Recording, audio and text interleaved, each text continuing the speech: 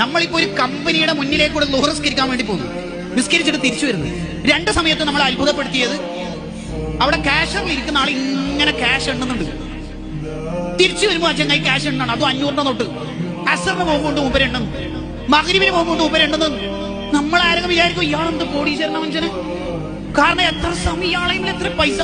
ആരെങ്കിലും വിചാരിക്കും ബുദ്ധി ഉണ്ടെങ്കിൽ ഇല്ല, കാരണം ഇത് കമ്പനിയിലേക്ക് വന്ന കാശ് മുമ്പ് എണ്ണുന്ന കൗണ്ട് ചെയ്യുന്നത്. ഇവരുടേതല്ല ഒരു 500 രൂപ പോലും എന്ന സാമാന്യ ബുദ്ധി നമുക്ക് തിരിയും, ഇല്ലേ? തിരിയും. അതേപോലെ നമ്മുടെ അക്കൗണ്ടിലും ഷെൽഫിലും വീട്ടിലും പേഴ്സിലും പോക്കറ്റിലുള്ള പണം അള്ളാഹു നമ്മളെ കയ്യിലാണ് ഏൽപ്പിച്ചതാണ്, എണ്ണി എണ്ണി കൊടുക്കും.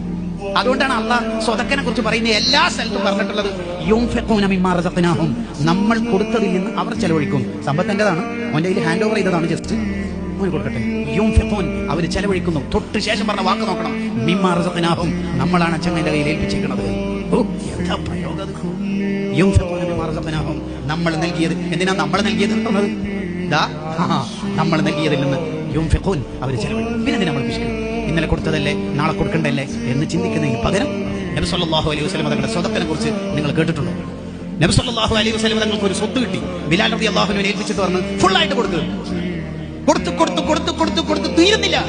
ളുഹറായി തീരുന്നില്ല, അസറായി തീരുന്നില്ല. കണ്ടോ, അത്രയും വലിയ സ്വതക്ക ചെയ്യുന്ന ആളാണ് നബി സല്ലല്ലാഹു അലൈഹി വസല്ലം. അതുകൊണ്ട് ആ ഖസീദത്തുൽ ബുർദയിൽ നബി തങ്ങളുടെ സ്വതക്കനെ കുറിച്ച് ഇമാം ബൂസീരി റഹ്മത്തുള്ളാഹി പറഞ്ഞത് കസ്സഹരി ഫീ തറഫി വൽ ബദരി ഫീ ശറഫി വൽ ബഹരി ഫീ കറമി. സ്വതക്കന്റെ വിഷയത്തിൽ തങ്ങൾ കടൽ പോലെയാണ്. എന്താ അങ്ങനെ പറഞ്ഞാൽ? കടൽ എന്ന് പറഞ്ഞാൽ, കടലിൽ ഒരാൾ മീൻ പിടിക്കാൻ വേണ്ടി പോയി, മത്സ്യത്തിന് വേണ്ടി പോയി, അയാൾക്ക് കിട്ടും. നാളെ പോയി, അയാൾക്ക് പിന്നെയും കിട്ടും. ഈ ഷെഫീഖ് എന്ന് പറയുന്ന ആളെ എല്ലാ ദിവസവും പോകുന്നുണ്ട്, എല്ലാ ദിവസവും കടലിൽ മീൻ കൊടുക്കും.